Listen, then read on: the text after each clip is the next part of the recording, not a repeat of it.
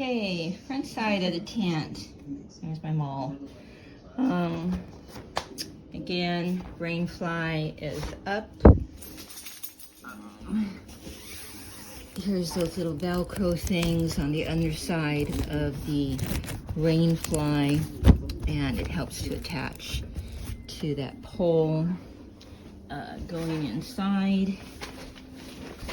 Boop. Okay.